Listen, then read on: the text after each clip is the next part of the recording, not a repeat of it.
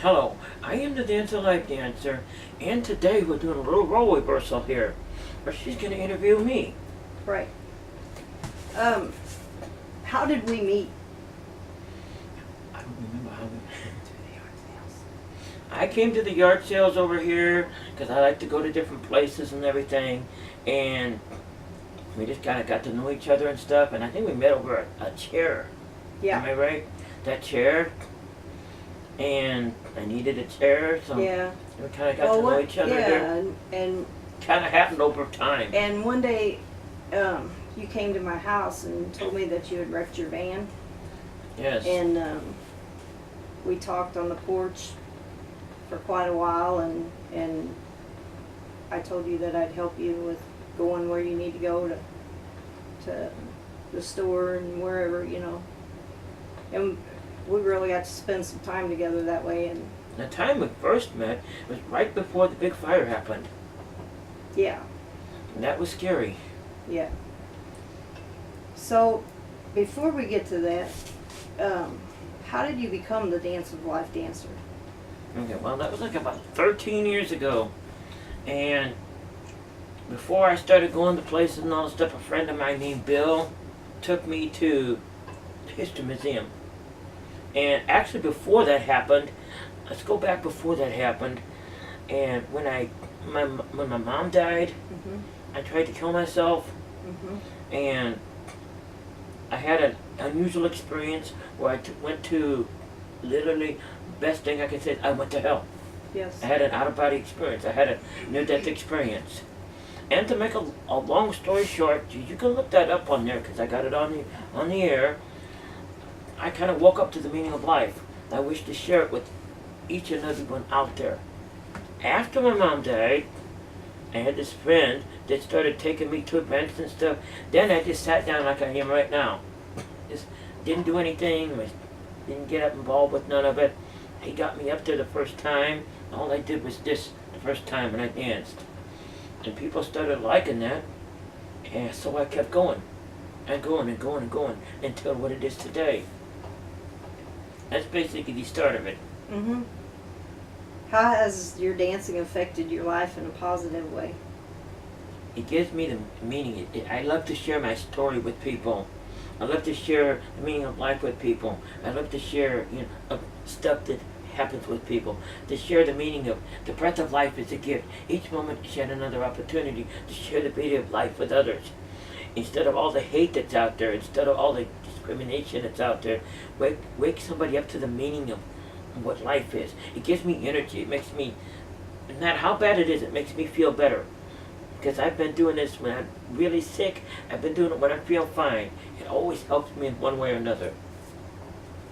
How's it affected your life in a negative way? Well, I don't know, I'm busy all the time. I wouldn't exactly call that negative, but I have to deal with a lot of people out there. They're really not good.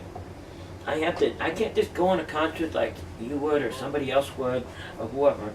And when I go in there, I got to talk to the big people, and people, they don't like me. Let's just put it that way. They don't like what I stand for. They don't like me for one reason or another. And I have to deal with that almost on a daily basis.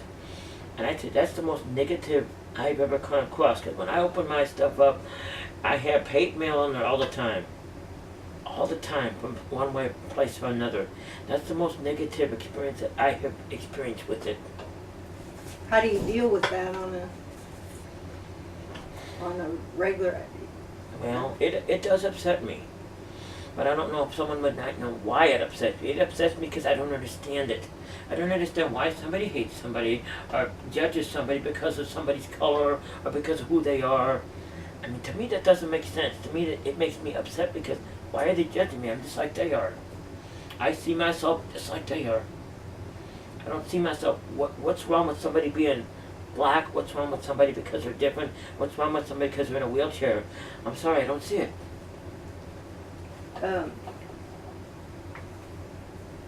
What's happened to you in the last, say, 6 months? Like the fire, somebody tried to firebomb my house June the 29th. And I'll tell you something, out of everything I ever experienced, I think that maybe that was the most scary I've ever experienced. Especially when I'm out there and I'm trying to put the fire out, and there's no words to describe that, what that felt like. I'm out there all alone at nighttime. I'm screaming out loud because it was at least 5 or 8 minutes before somebody came there. And I'm sitting there and I'm trying to grab the thing and I'm burning myself and I probably still got burns here somewhere, right there. And why would somebody do that? I mean, I don't get it. I mean, that's the most scary thing I could ever think of. That was the most interesting thing I ever went through. But before we get to that, there's the van accident that happened to me, which I believe they're interconnected. And how they're interconnected, I was at a concert in Belleville at the courthouse. And when I was at that concert, sitting there right there at that spot right there, this bird comes down and it slams into the courthouse wall. So I'm going to tell you that part too. It slams into the courthouse wall, spins right above my head, and then 5 minutes and then leaves. Thought, well, that's a sign of something. Slam into the courthouse. Anyway, I left, went to the Walmart, and to make a long story short, I ran my car into a pole. So, that's got to be the worst day of my life, right? However, I think that was some kind of divine intervention for me to be home on that day when the fire was, because if that hadn't happened, I wouldn't have been home, and I might not have a place to live right now. Right. And I leave that all up to the divine one. And I came out that night of the fire Yes, and to almost 1:30 in the morning. right. Yeah, that was a very scary situation. I still have nightmares. I mean, I don't understand how people can hate someone to the point of hurting them I still, when it's just that they don't understand who someone is, you know. How can they be mean? Do people Speaking of that- people say that people have called you crazy and they called me everything in the book, and they made up everything in the book. deranged and all kind of things, and I see nothing like that in you. To Nothing me, it's at they're all. the one that's deranged. Yeah. I just saw something on the internet yesterday, just yesterday, where they put some kind of video out about somebody. Mhm. And I mean, I said, you know what? You want me to share this? Oh, I'm going to share it with a big message on top of it to stop doing this unless you get to sit down and know somebody. Right. You know what? Because you don't know if somebody made that stuff up. You don't know where it came from. Right. And that's what I'm trying to tell people. Don't just sit there and share a story like that unless you get to sit down in that chair and get to know if it's real or not. Right. Because you might be hurting somebody, and Dance of Life won't do that. Well, it's obvious that what you do isn't illegal or socially unacceptable, and it's also obvious that the people that make these attacks on you, the person who threw the firebomb, the people that just flood you with hate, are actually the criminals. Yeah. Because what they do is morally wrong, it's socially wrong, and it's criminally wrong to attack somebody and Without knowing the real truth. try to burn their place down. I wouldn't do that to the And- worst enemy I ever had. And, you know, it's one of those things that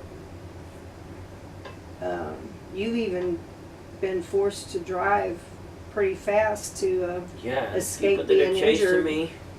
Yeah, I've been telling people for so many years, quit doing that because you're not just endangering me. Everybody out there is being endangered. that's right. Do they And if- listen? And do you believe in what goes around comes around? Yes. And if you're one of those people that are throwing a hate mail, or trying to scare you or physically hurt you, if you're one of those people, the best thing I can say for you is that what goes around comes around. And when you're mean to somebody, something's going to happen in your life, and you're not going to be able to change this situation. Like, you may have a child that has mental illness. And you know, there's a difference between mental illness and being crazy. There's a huge difference. If you ask me, here's how I see it. All these people that make these crazy accusations, they're sitting out there and they're doing all this hate and all this different stuff. That's the crazy. Right Yeah. there. Definitely.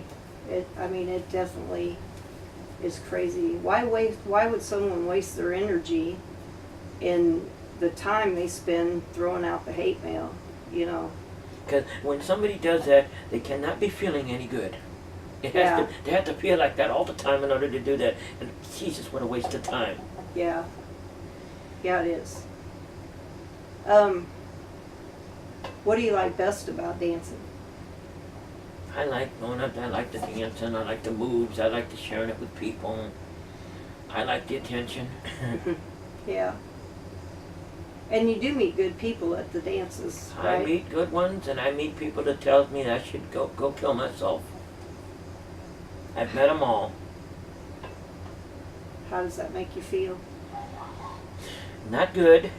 Yeah. When I'm in the middle of that program, though, I have to shut that out Mm-hmm. because I cannot let it affect me because it'll affect what way I do. Right. Afterwards, you know, I have to think about it, but you know, if it's someone that's running the event, then we got a problem, you know. Right. If it's just someone walking through there, which I've had a number of, I have to shut that out, you know, at least while I'm doing it. Right. Or else they'll go right straight through to my program. Mm-hmm. Send the wrong message. Right.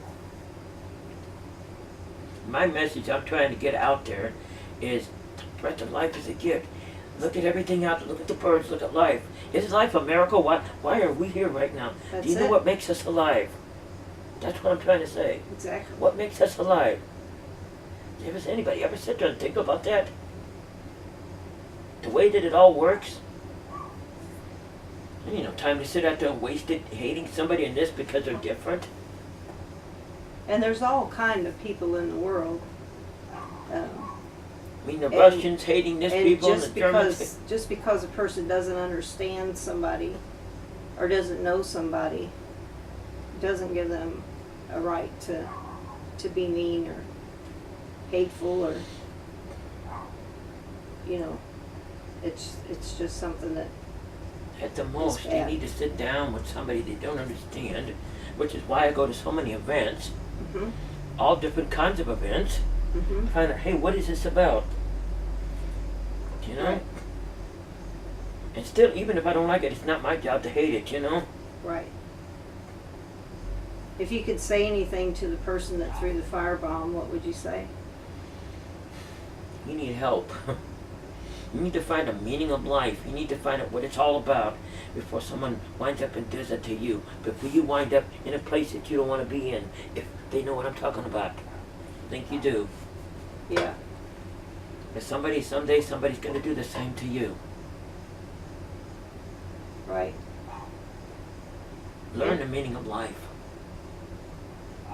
And that's an important point. And because I'll tell you something, you're here today, this doesn't last forever. This isn't forever. Right. You're here for a short period of time. Right. Don't waste that short period of time.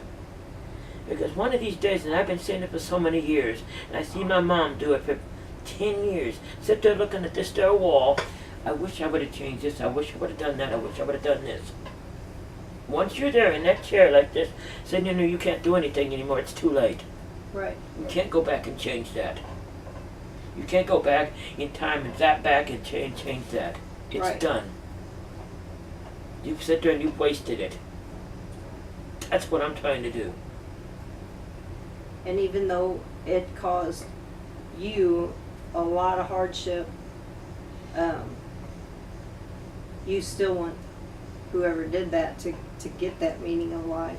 Yes. And Also, I wouldn't take any of it back for anything in the world. yeah.